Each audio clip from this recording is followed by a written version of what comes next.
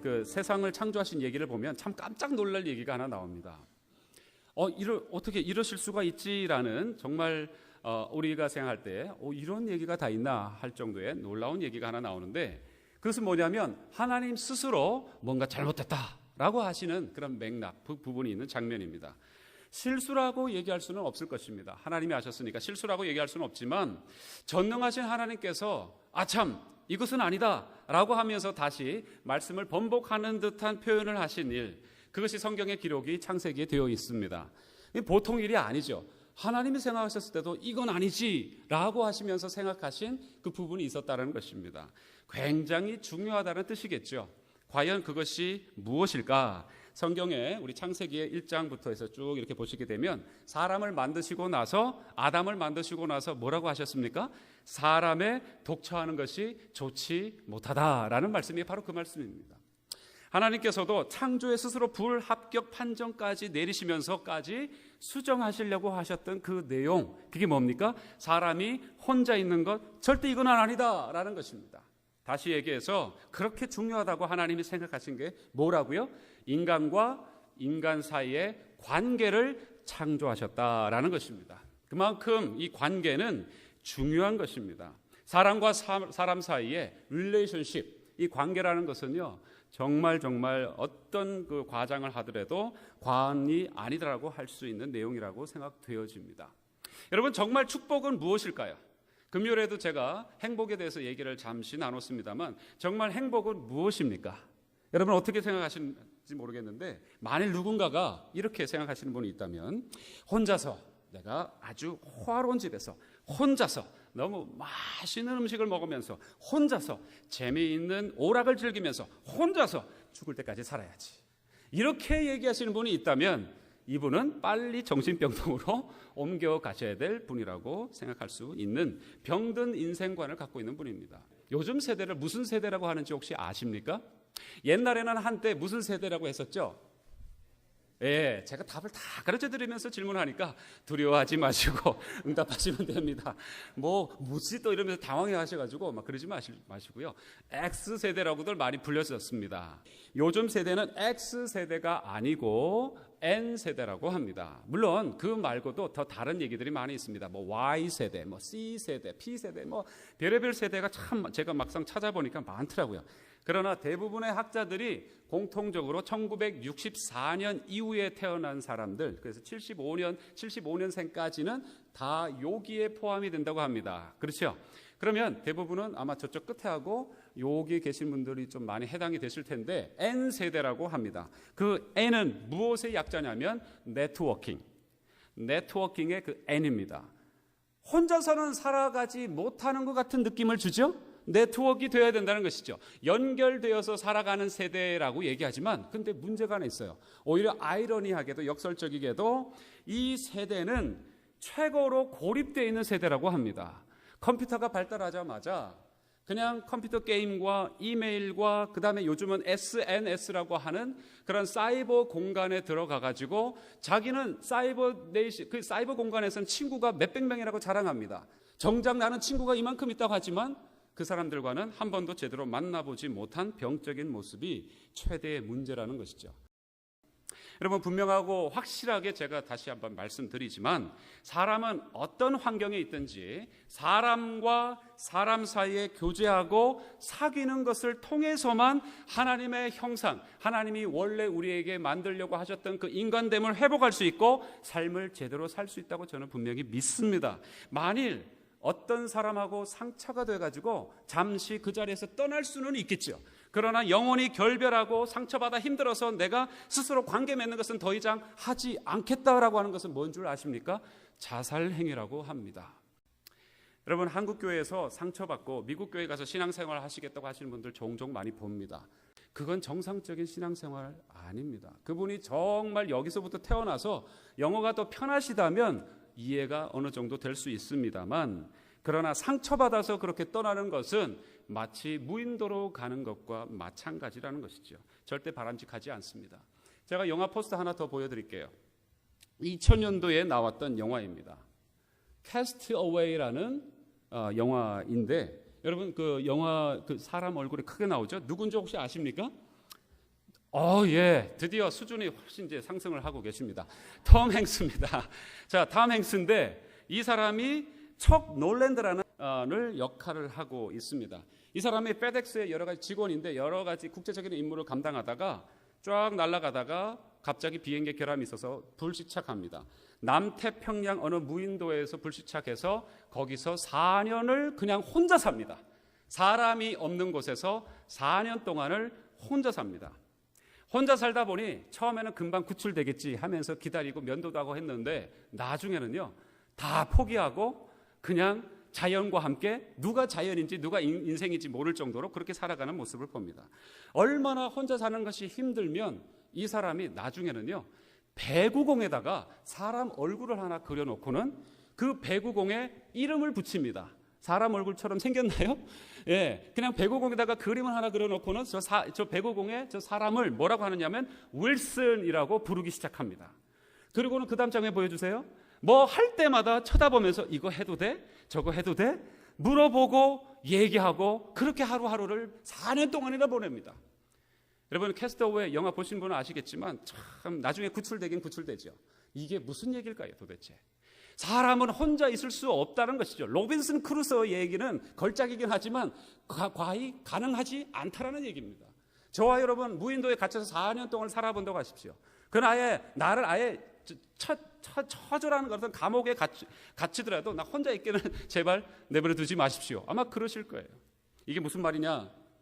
인간처럼 교제하는 철저한 몸짓을 굉장히 그리워하고 또 그리워하는 그러한 사람의 모습을 보여주는 것입니다. 인간에게 있어서는 따라해보시죠. 사귐이 중요하다. 예, 사귐이 중요한 것이에요.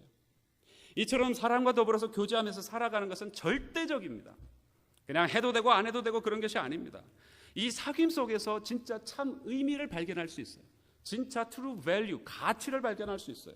그리고 보람을 발견할 수 있습니다. 진짜 거기서 true joy, joyful, 바로 그 기쁨을 우리가 누릴 수가 있는 것입니다. 그리고 그 만남 속에서 사실은 진짜 감사가 나오게 되는 것이에요.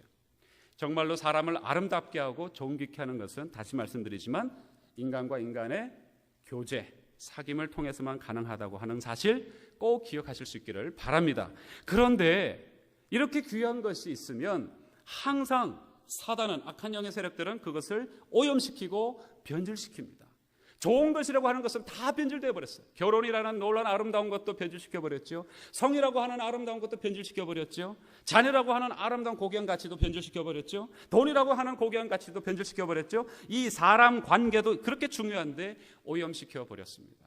그래서 우리를 때로는 이 관계가 더 역겹게 하고 비참하게 하고 추하게도 만드는 것이 또한 이 관계입니다.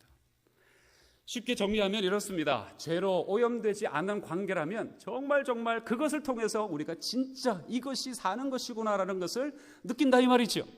그런데 그것이 오염되어 버리면 그것만큼 싫고 또 벗어버리고 싶고 냄새나고 혐오하게 만드는 것도 없다라는 것이 관계다라는 것입니다. 오늘 본문에 보면 19장 전체를 읽지는 않았습니다. 그 이유가 뭐냐면 온통 구역질나고 냄새나는 인간관계가 19장에 빼곡하게 적혀 있습니다. 이거 아침에 읽다가 여러분이 시험 받으실 것 같아서 좋은 내용만 지금 읽어보신 거예요. 여러분 오늘 내용을 간단하게 말씀드리면 압살롬이 반역했지 않습니까? 그렇죠. 압살롬이 반역을 하자 예루살렘에서 왕위를 주겠다는 이 소식이 딱 들려오자마자 다윗은 본능적으로 도망가야 되겠다. 아니 아들이 그렇게 쿠데타를 일으켰으면 아니 이놈의 자식이 하면서 그냥 맞대응하면 되는데 이 다윗은 본능적으로 그냥 탈출 생각만 합니다. 물론 아들이기 때문에 그랬을 수도 있겠습니다만 이미 자기가 권력을 인심을 예루살렘에서는 다 잃어버렸다라는 생각을 직감한 것이겠죠. 그래서 사무엘하 15장 14절에 보면 이런 말씀이 있습니다. 일어나 도망하자. 그렇지 않으면 우리 한 사람도 압살롬에게서 피하지 못하리라 하면서 도망갑니다. 이때에 다윗의 주변에는 어떤 한 큰 변화가 생겨납니다. 다윗이 도망하려고 할 때에 그 주변에 어떤 변화가 생기는 줄 아십니까? 큰 썰물과 같이 확 빠져나가는 것이 하나 다윗 주변에 생기는데 어떤 현상일까요? 사람들이 그동안 옆에서 아첨하고 다윗의 옆에서 측근해서 있었던 수많은 사람들이 썰물처럼 이동하기, 빠져나가기 시작했다는 것입니다. 사람들의 마음이 쏠리는 그 현상을 보게 되는 것이에요. 여러 가지 사람들이 있었습니다. 철저하게 다윗을 아예 배신한 사람도 있었습니다.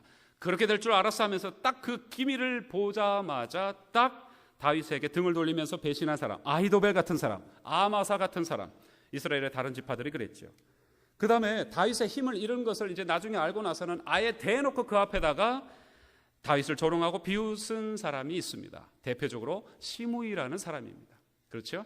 이 비열한 인간, 이 비루한 인간, 내가 그럴 줄 알았다. 내가 옛날부터 그렇게 그래서 한 소리 했지 않느냐 하면서 아예 대놓고 얘기하는 그러한 사람도 있었습니다. 그 다음에 또 어떤 사람들이 있었냐면, 야, 이거 이쪽에 붙어야 될지 저쪽에 붙어야 될지 몰라서 눈치 보면서 시시비비를 제대로 못 가리고 적당히 처신할 기회만 찾고 있는 그런 사람, 시바나 무비보셋 같은 사람이 바로 그런 사람이었습니다. 어쨌든 간에 물살이 쫙 빠져나가듯이 다윗이 왕권을 이제 잃어버리고 쿠데타 앞에서 어찌할 줄 모르고 탈출하려고 하는 다윗 앞에서 사람들의 마음이 떠나가는 것이 막상 아들과 전쟁해야 되는 그 상황보다도 더 아마 힘겹지 않았을까, 그런 생각을 해보게 됩니다. 왜요? 시편 55편에 보면 이런 표현이 있어요.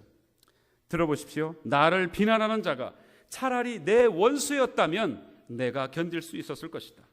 나를 미워하는 자가 차라리 자기가 나보다 잘났다고 자랑하는 내 원수였다면 나는 그들을 피하여 숨기라도 하였을 것이다. 그런데 나를 비난하는 자가 바로 너라니, 나를 미워하는 자가 바로 내 동료, 내 친구, 내 가까운 벗이라니. 그의 말은 기름보다 더 매끄러우나 그의 본 모습은 뽑아든 비수로구나. 이렇게 시편 55편에서 다윗은 그때의 심경을, 그 고통을 토로하고 있는 것입니다. 여러분, 물론 충성스러운 사람도 있었습니다. 가드 사람 이때라든지 다윗의 친구 후세라든지 이런 몇몇 신복들이 있었습니다. 그래서 아마 끝까지 다윗이 버텨내는지도 모르겠습니다. 그런데 문제는요, 그 다음부터입니다. 들어보세요. 사람들이 쫙 빠져나갔었는데 압살롬이 죽어버렸습니다.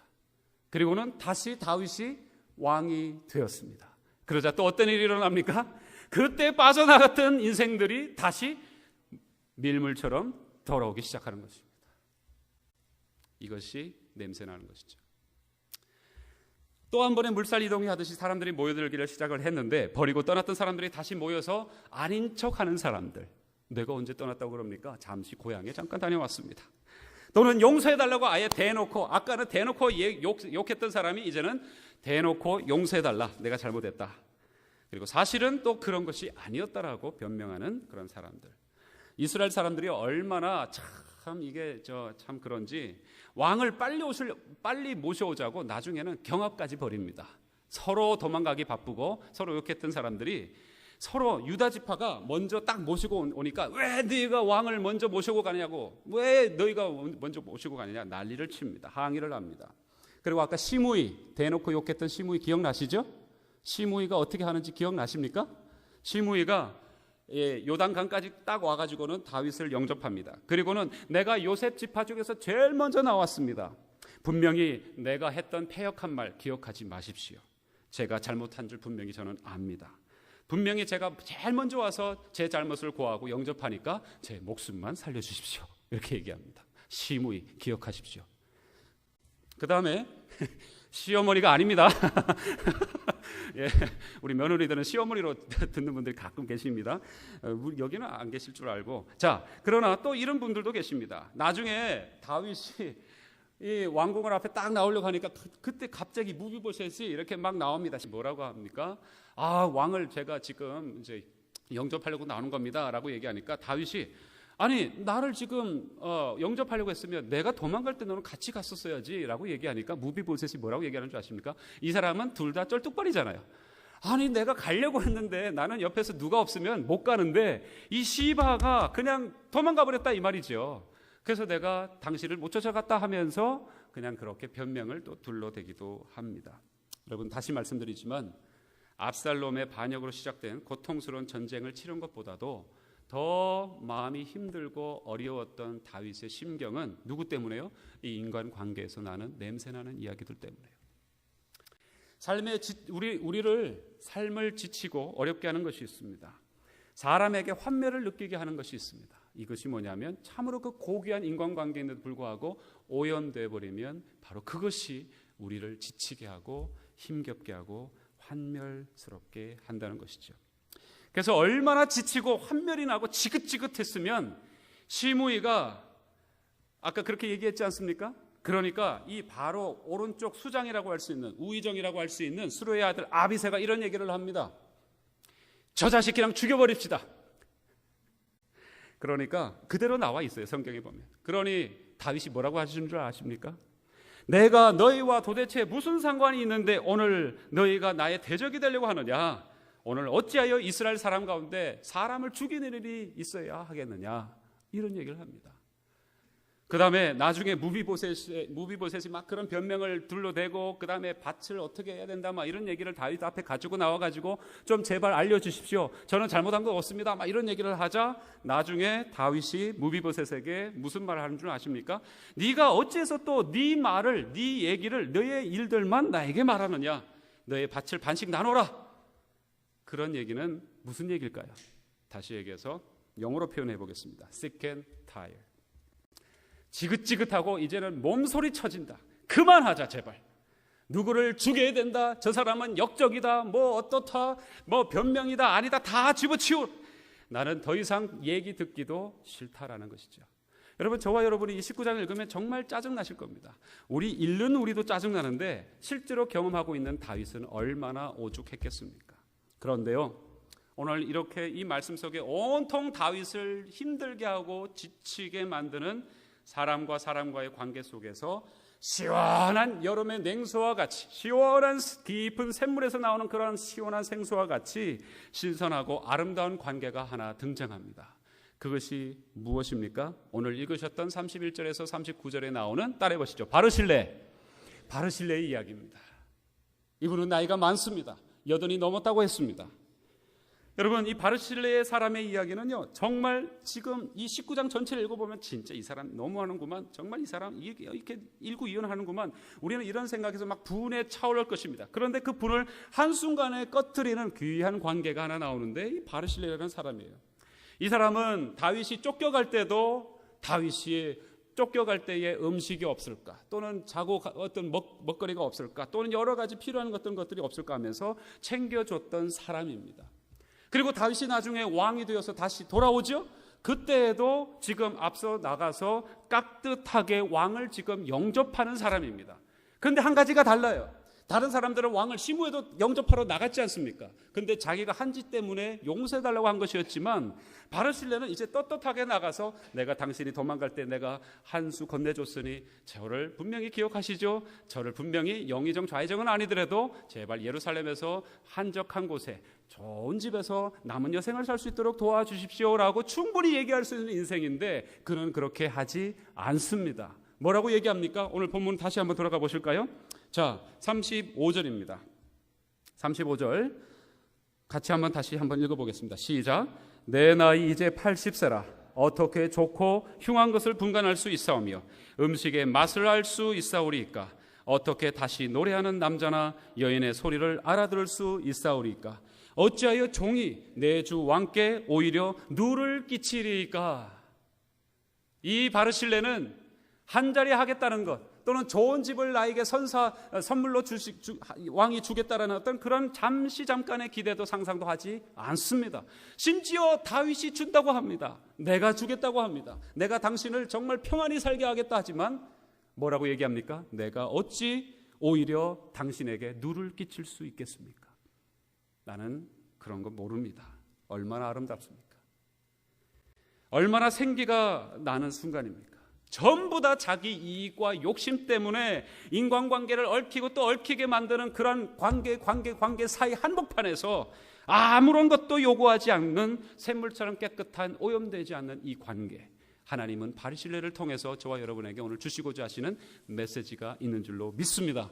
여러분, 관계는 딱 두 가지밖에 없다고 저는 생각합니다. 수많은 사람들이 그렇게 또 나눈 것을 보았습니다. 관계는 두 가지예요. 첫 번째는 저기 우리 주보에 우리 설교 노트를 보시면서 한번 적어보시면서 정확하게 이해하십시오. 첫 번째는 정치적인 관계예요. 정치적인 관계. 또 하나는 따라해 보시죠. 은혜를 나누는 다시요, 은혜를 나누는 관계라는 것이죠. 관계는 두 가지밖에 없습니다. 정치적인 관계가 되느냐, 아니면 은혜를 나누는 관계가 되느냐. 인간관계 중에서 정말 냄새나는 관계는요, 무슨 관계인 줄 아십니까? 정치적인 관계입니다. 정치적인 관계라는 것은 무언가 노림수가 있는 것입니다. 인간 세상을 살아가기 위해서는 어쩔 수 없는 부분이 있기도 합니다만, 그러나 분명한 것은 그 마음 내면에, 이면에는 항상 무언가 자기가 이익을 얻기 위한 그 노림수가 배제될 수가 없는 것이 이 정치적인 관계입니다. 압살롬이 왕이 되었을 때 그 주변으로 확 몰려갔던 사람들이나, 또한 다윗이 왕이 됐다고 했을 때 압살롬에게 붙었다가 다시 이쪽으로 확 몰려드는 밀물과 썰물처럼 왔다 갔다 하는 그런 모든 행동들은 다 정치적인 행동들이에요. 인간이 가지고 있는 존엄성을 가지고 그에게 있는 존엄성과 관계를 맺으면서 가는 것이 아니고, 그냥 그 사람이 가지고 있는 물질, 그 사람이 가지고 있는 명예, 그 사람 통해서 인정을 받으려고 하거나 내 욕망을 채우려고 관계 맺는 것, 모든 것 다 정치적인 관계입니다. 철저하게 이기적이고 계산적이다라는 것이죠. 여러분, 행여나 이 얘기를 저 한국에 있는 동그랗게 생긴 지붕을 하고 있는 그 여의도에 있는 어떤 건물 안에 있는 사람들 얘기인가 보다, 여러분 그렇게 생각하지 마십시오. 분명히 말씀드리는데 이 자리에도 정치적인 관계를 주로 맺으려고 이 자리에 나온 분들도 있을 수도 있어요. 여러분, 오히려 대놓고, 아예 국회는 대놓고 그런 관계 속에서 만났으니까 그렇다고 칩시다. 그런데 이런 관계가 절대로 있어서는 안 되는 자리에서 정치적인 관계를 맺으려고 할 때는 그것은 인간은 파멸하기 시작합니다. 절대로 그래서는 안 되는 곳이 어딥니까? 절대로 그런 관계를 맺어서는 안 되는 곳이 어딘 줄 아십니까? 바로 가족이에요. 가정이에요. 그리고 바로 이 교회예요. 바로 거기에서는 정치적인 관계를 맺어서는 안 됩니다. 가족이란 관계는 뭘까요? 부부 관계죠. 부모와 자식 간의 관계죠. 부부 간의 관계 속에서도 정치적으로 처음에는 서로 알려뷰 하면서 서로 사랑으로 만났을지는 모르겠지만, 어쩌면 지금은 정치적인 관계로 묶여 있지 않습니까? 변질되어 버리지는 않습니까? 남자들이요, 용서하고 들으십시오. 다는 그렇지 않으리라고 제가 믿고 말씀드리지만, 남자들은 참으로 이기적인 것 같아요. 그리고 남자들은 참으로 정치적인 것 같아요. 처음에는 당신 없이는 나를 못 살아라고 해서 그 여자를 데리고 왔습니다. 근데 지금은 내 마음, 내 뜻대로, 내 욕심대로, 내 자존심을 안 챙겨주면 그 여자는 여종밖에 되지 않는 취급을 하는 경우가 얼마나 많이 보이는지요. 마치 저의 얘기로만 여러분이 듣고 계시는데, 모든 남성들 회개하시고 들으실 수 있기를 바랍니다. 대부분은요, 그래요. 정말 정치적인 관계, 그 사람 때문에 내가 물질이 좀 더 생기고 명예가 생기고 인정을 받고 욕망을 채우는 어떤 그런 관계가 아니라, 정말 그 사람이 있는 그 자체 존엄으로 내가 와이프를 대하고 내가 남편을 대하고 내가 자녀를 대한다면 그 관계는 얼마나 아름답게 변할까요? 여러분, 교회에서도요, 정치적인 관계로 대놓고 이 교회로 들어와서 정치적인 관계 속에서 물질이나 명예나 인정받으려고 욕망이나 채우려고 하시는 분들이 간혹 있습니다. 물론 그런 분들이 처음에 들어올 수는 있겠지만, 우리 교회에는 들어오면 모두가 다 은혜를 나누는 관계로 변할 줄로 믿습니다. 그런 은혜가 우리에게, 그런 영적인 파워가 다시 회복되어야 돼요. 저는 이것을 간절히 사모합니다. 여러분, 철저하게 안 됩니다. 다른 건 몰라도 교회와 가족만큼은 그런 관계가 있어서는 파고 들어오면 안 됩니다. 철저하게 다시 한번 축복합니다. 우리의 관계는 무슨 관계요? 은혜를 나누며 살아가는 관계. 할렐루야. 그런 관계가 되시길 축복합니다. 그러면 어떻게 하는 것이 은혜를 나누며 살아가는 관계일까요? 자, 설교 노트에 적으시면서 잘 기억하시기 바랍니다. 인간이 가지고 있는 존엄성과 또한 존엄성이 서로 만나는 관계가 바로 은혜를 나누는 관계입니다. 인간의 존엄성, dignity라는 것은 바로 하나님의 형상의 씨앗을 얘기하는 것입니다. 저와 여러분은 누가 만드셨습니까? 하나님요. 그래서 어떻게 만들어주셨든, 잘생겼든 못생겼든, 키가 크든 키가 작든 뚱뚱하든 홀쭉하든 어떻게 생겼든 간에 그거하고는 상관없이 하나님의 걸작품들이기에 하나님의 씨앗, 하나님의 형상이 저와 여러분에게 있습니다. 이것이 인간의 존엄성입니다. 검게 생겼던, 하얗게 생겼던, 누렇게 생겼던, 거무잡잡하게 생겼던 상관없어요. 여러분, 이게 어떤 차별하는 어떤 그런 언변이 아니라, 여러분, 우리는 그런 식으로 차별하지만 하나님은 그렇게 보지 않는다는 의미에서 말씀드리는 겁니다. 조건을 제외시키고 또 조건을 제외시키고 양파 껍질을 다 벗겨내듯이 조건을 다 하나하나 다 벗겨서 맨 아래에 있는 바로 그 인간의 존엄성, 그것을 서로 만나야 은혜를 나누는 관계가 되는 것입니다. 근데 이거는 정말 쉽지 않습니다. 제가 이렇게 말씀드리고도 저도 쉽지 않아요. 이건 마치 철로 역정과 같습니다. 만리장성을 쌓는 것과 같은 어려움이 우리에게 있습니다. 그래서 왜 그런 줄 아십니까? 우리는요, 어떤 사람을 첫 만날 때부터 뭘 생각하는 줄 아십니까? 아래 위로 한번 훑어보고는 무슨 생각을 합니까? 돈 있는 사람인가? 정확합니다. 제가 과장됐다고 절대 생각하지 않습니다. 이 사람 돈 있는 사람인가? 우리 안내위원들은 그렇지 않습니다만 교회에 어떤 분이 올 때 아래 위로 훑어보고는 이 사람이 우리 교회에 어느 정도 일조를 할 수 있는 사람인가? 11조뿐만 아니라 어느 정도. 정말 금배지 달고 누가 온다면 굉장히 아마 몇몇 안수집사님들이 바쁘게 움직이실 수도 있지만 우리 교회 안수집사님들은 아직 그러지는 않으시더라고요. 너무 감사하죠. 여러분, 학력이, 여러분 스펙이 어떤 사람에게서 더 그 사람 뭐 박사학위를 받았대? 그럼 여러분 그 사람 달리 보입니까? 그러면 영혼을 만날 수가 없습니다. 그 사람이 갖고 있는 출신이나 배경, 그런 거 따지십니까? 사회적인 지위를 따지십니까? 어느 대기업에, 지금 미국 지사로 온 대기업의 지사장이다. 그러면 여러분 제일 앞자리에 앉으라고 막 여러분이 안 하던 그런 아첨을 떠실 겁니까?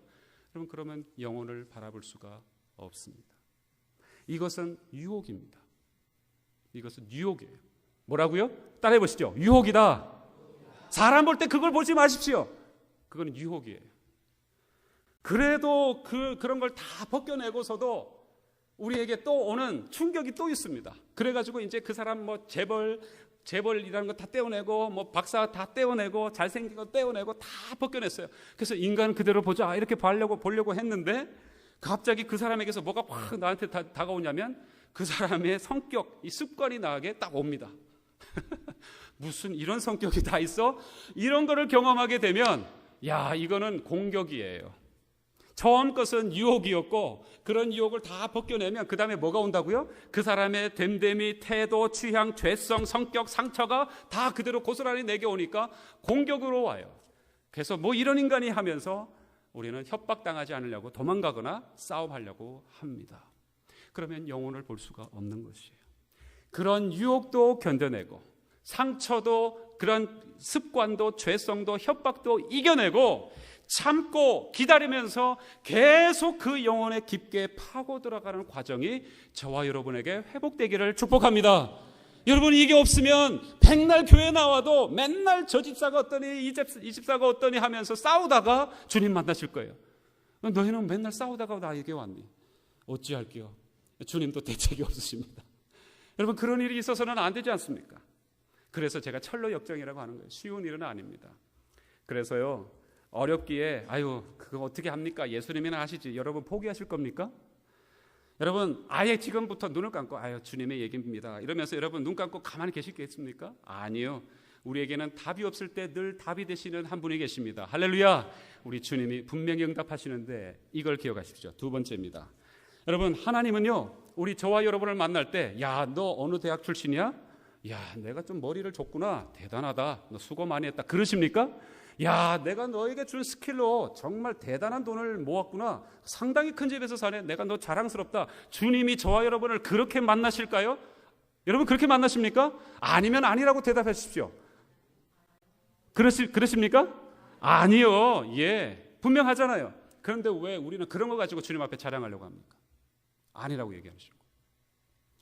하나님의 마음으로 볼 때는요, 인간은 하나님이 주셔야 되지 인간으로부터 하나님은 얻을 수 있는 게 아무것도 없습니다.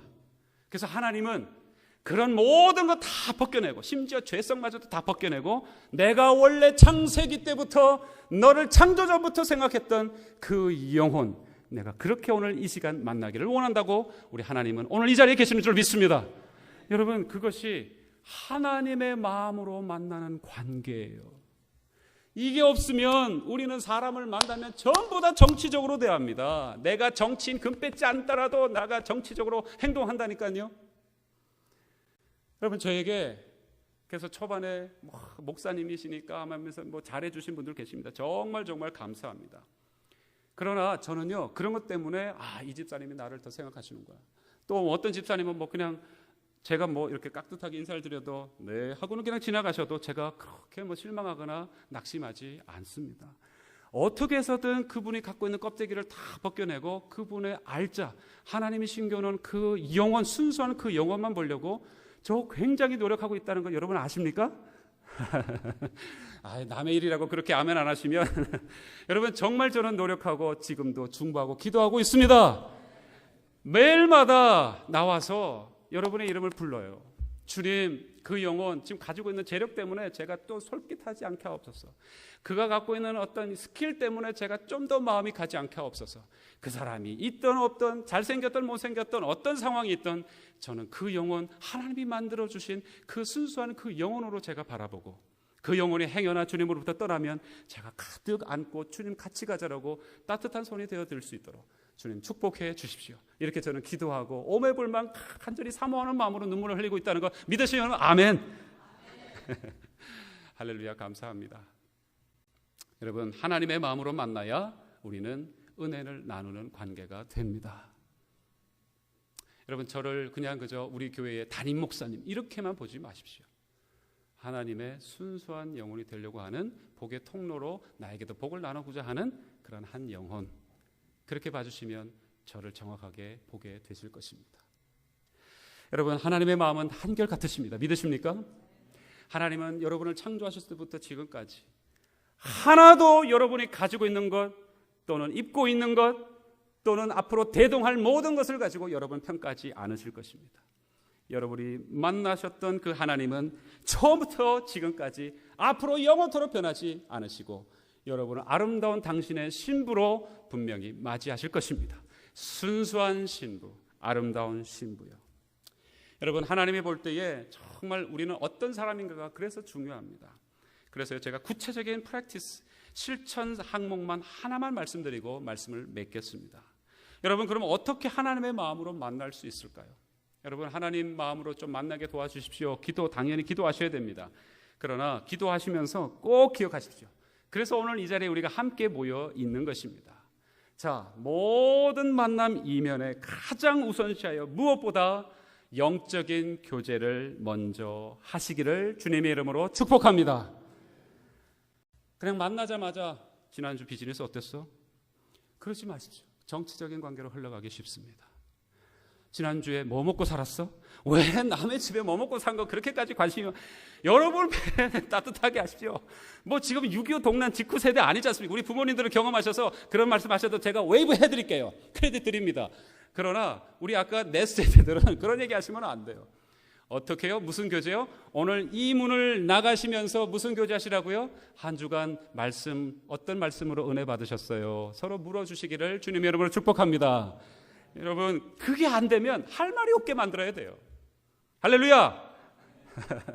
왜 자신이 없으세요? 하나님의 말씀 안 나누면 더 이상 내가 무슨 말을 해야 되지? 할 말이 없으시기를 주의 이름으로 축복합니다. 네. 맨날 뭐 건강 얘기도 하지 마십시오. 내가 뭐 어제 뭘 먹었더니 힘이 난다. 바르실레 보세요. 내가 맛있는 걸 먹어도 이게 맛있는지 이게 무슨 소용이 있느냐. 내가 주의 종을 괴롭게 할 수 없다. 나는 오히려 하나님 앞에서 분명히 넉넉하게 살 것이다. 할렐루야. 이런 놀라운 아름다운 바르실레와 같은 관계가 남녀노소 할 것 없이 이 자리에 있는 모든 사랑하는 성도님들의 관계 속에 아름답게 회복되어지고 꽃 피어지시기를 주의 이름으로 축복합니다. 평화 하나님의 평강이 당신의 삶에 넘쳐나기를. 평화 하나님의 평강이 당신의 삶에 가득하기를 축복합니다. 평화 하나님의 평강이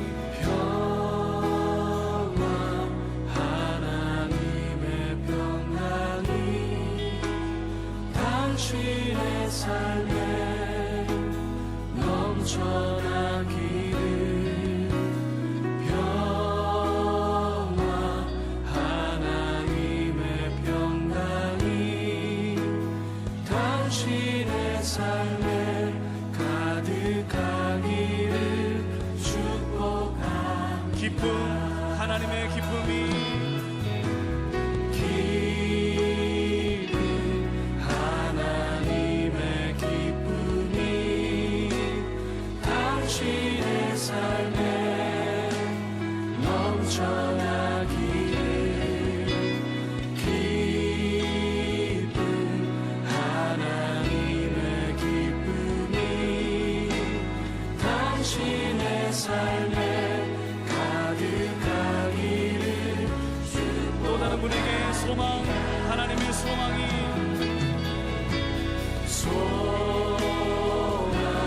하나님의 소망이 당신의 삶에 당신의 삶에 넘쳐나기를 소망 하나님의 소망이 당신의 삶에 가득하기를 마지막으로 다시 한번 평화, 하나님의 평강이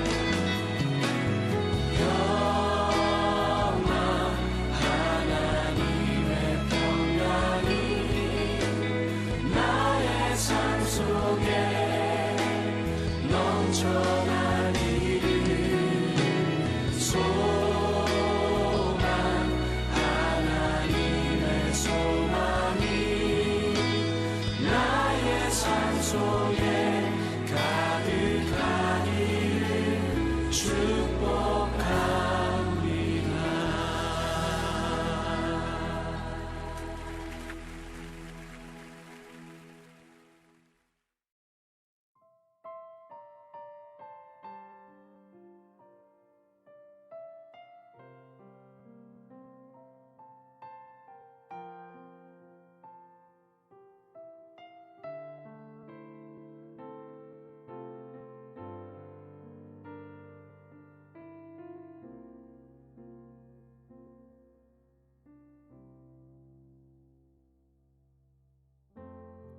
지극히 높은 주님의 낮은 성소로 들어갑니다. 세상의 신을 벗고서 그 보좌 앞에 엎드리리. 내 주를 향한 사랑과 그 신뢰가 사그라들고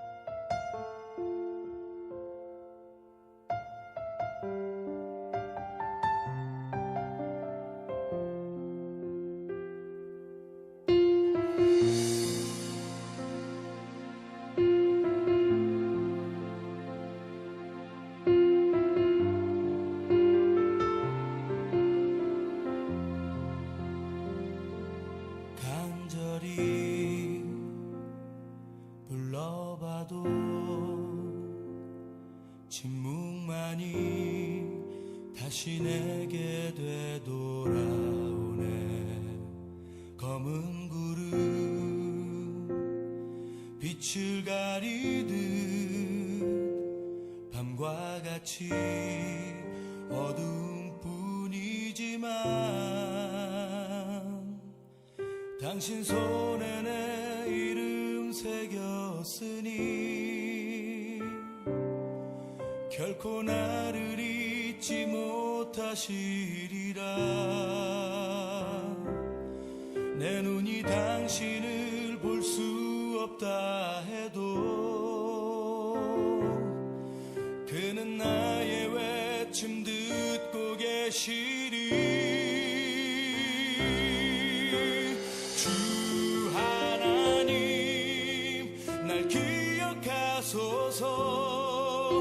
내 어떤 죄악으로도 끊을 수 없는 주의 사랑의 언약. 주 하나님 주의 빛 비추사 다시 한번 온 세상이 주 사랑 알게 하소서.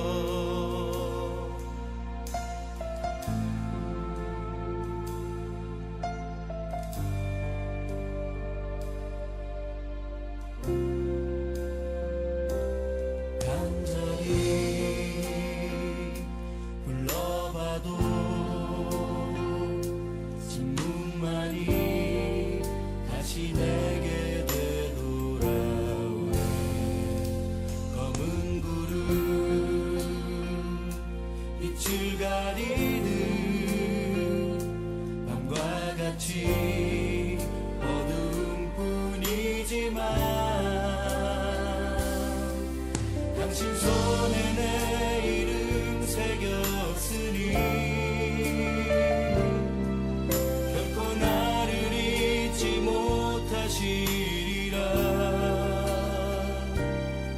내 눈이 당신을 볼 수 없다 해도